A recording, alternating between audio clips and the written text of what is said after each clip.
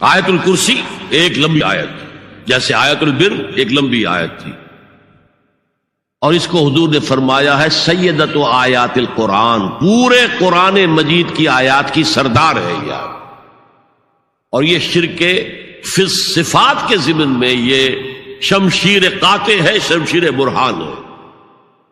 اللہ لا الہ الا ہو الحی القیوم، یہ وہی ہے قل هو اللہ احد اللہ الصمد الحی، اللہ زندہ ہے، لیکن اس کی زندگی کو اپنی زندگی پر قیاس نہ کرنا۔ تمہیں خوراک کی احتیاج ہے، اسے کوئی ضرورت نہیں۔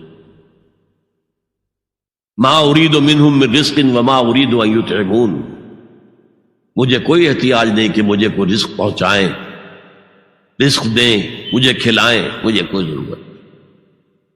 پھر تمہاری حیات نیند، اونگ، تھکان، ان تمام کمزوریوں کے ساتھ ہے۔ وہ الحی ہے، اپنی ذات میں خود زندہ ہے، حیات اس کی ذاتی ہے، کسی اور نے عطا نہیں کی ہے۔ ہماری تو مستعار ہے، عمر دراز مانگ کے لائے تھے، 4 دن 2 آرزو میں کٹ گئے، 2 انتظار میں۔ اور القیوم بقیہ پوری کائنات کے لیے وہی ہے، اس کو تھامے ہوئے ہے۔ لا تاخذہ سنۃ ولا نوم، الحی، حیات کامل، کہ اس کو نہ نیند آتی ہے نہ اونگ آتی ہے۔ لہو ما فی السماوات و ما فی الارض، آسمان اور زمین میں جو کچھ ہے اسی کی ملکیت ہے۔ تم کسٹوڈینز ہو، تم امین ہو، ای امانت چند روزہ نزدماس، در حقیقت مالک شے ہر شے خداست۔ یہاں تک کہ یہ میرا جسم بھی میرے پاس امانت ہے۔ میں کون ہوں؟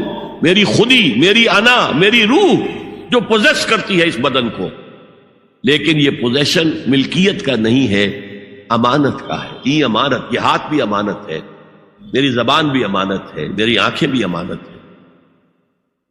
من ذا الذی یشفع عندہ الا باذنہ، یہ یہاں پر انداز بڑا پرجلال، کون ہے وہ جو شفاعت کر سکے اس کے دربار میں مگر اس کے اذن سے؟ کسی کا ذاتی، کسی کا زور، کسی کا اختیار نہیں ہے کہ جس کی بنا پر وہ شفاعت کرے، ہاں اللہ کے اذن سے۔ اور دوسری جگہ پر آتا ہے جس کے لیے وہ چاہے گا اور جس کو اجازت دے گا، جیسے کہ آتا ہے اما یتساءلون میں، یوم یقوم الروح والملائکۃ صفا، اور ان میں سے کوئی بھی بات نہیں کر سکے گا، کلام نہیں کر سکے گا، لا یتکلمون الا من اذن له الرحمن، سوائے اس کے جسے رحمان اجازت دے، وقال صوابا، اور صحیح بات کرے گا، کوئی غلط بات نہیں کرے گا۔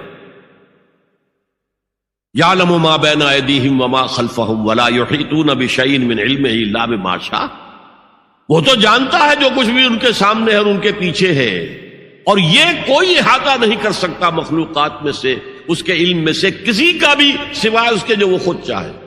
یہاں بڑے ہی لطیف انداز میں شفاعت باطلہ کے تصور کی نفی ہو گئی۔ دیکھیے، آپ کہیں جا کر کسی مجسٹریٹ سے سفارش کرتے ہیں تو کیا کہتے ہیں؟ اجی یہ فائل کے اوپر جو کچھ ہے آپ اس پر نہ جائیے، یہ گواہیاں وغیرہ جھوٹی ہو گئی ہیں، میں آپ کو بتاتا ہوں اصل بات کیا ہے۔ اللہ کے سامنے کوئی یہ کہہ سکے گا اے اللہ تیرے علم میں نہیں ہے، میرے علم میں ہے؟ یعلم ما بین ایدیہم وما خلفہم، وہ تو جانتا ہے جو کچھ ان کے سامنے اور جو کچھ ان کے پیچھے ہے۔ ولا یحیطون بشیء من علمہ الا بما شاء، اور ان میں سے کوئی بھی، جیسے کہ میں ابھی بتا چکا ہوں، بریلوی مکتب فکر بھی کہہ رہا ہے کہ اللہ کا دیا ہوا علم ہے، محمد رسول اللہ کا جتنا ہے، لا محدود نہیں ہے، محدود ہے، قدیم نہیں ہے، حادث ہے۔ تو جتنا اللہ چاہتا ہے، جس کے لیے جتنا چاہتا ہے، لیکن اس کے علم میں سے احاطہ نہیں کر سکتا کوئی مگر جو وہ چاہے۔ وسع کرسیہ السماوات والارض، اس کا اقتدار چھایا ہوا ہے، مستولی ہے، آسمانوں پر بھی اور زمین پر بھی۔ ولا یؤودہ حفظہما، اور اسے عاجز نہیں کر سکتی ان دونوں کی حفاظت۔ قیوم وہی ہے، صمد وہی ہے، لیکن اس سے کوئی تکان تاری نہیں ہوتی، عاجز نہیں ہوتی۔ یہ اصل میں نفی ہے جو تورات حافظے سے مرتب کی گئی تھی، 587 میں نبوکڈنضر کا جو حملہ ہوا تھا اس میں اصل تورات گم ہو گئی. اس وقت سے آج تک وہ اصل تورات ان کے پاس نہیں. پیریڈ آف کیپٹیوٹی سے واپس آئے ہیں بیت المقدس میں سائرس کے لطف و کرم کی وجہ سے، ذوالقرنین کے لطف و کرم کی وجہ سے. پھر یادداشتوں سے لوگوں نے وہ تورات مرتب کی ہے، تو اس میں انسانی فکر شامل ہو گیا. لہذا وہاں یہ لکھا ہے اللہ نے 6 دنوں میں آسمان اور زمین پیدا کیے اور 7ویں دن آرام کیا، یعنی کوئی تکان لائق ہو گئی. قرآن نے کہا، اللہ تعالیٰ نے فرمایا سورہ قاف میں، وَلَقَدْ خَلَقْنَا السَّمَاوَاتِ وَالْأَرْضَ وَمَا بَيْنَهُمَا فِي 6 أَيَّامٍ وَمَا مَسَّنَا مِن لُغُوبٍ. یقیناً ہم نے آسمان اور زمین اور جو کچھ ان دونوں کے مابین ہے انہیں 6 ہی دنوں میں پیدا کیا. وہ بات ٹھیک ہے، لیکن ہمیں کوئی تکان لائق نہیں ہوئی کہ ہمیں کسی آرام کی ضرورت ہو.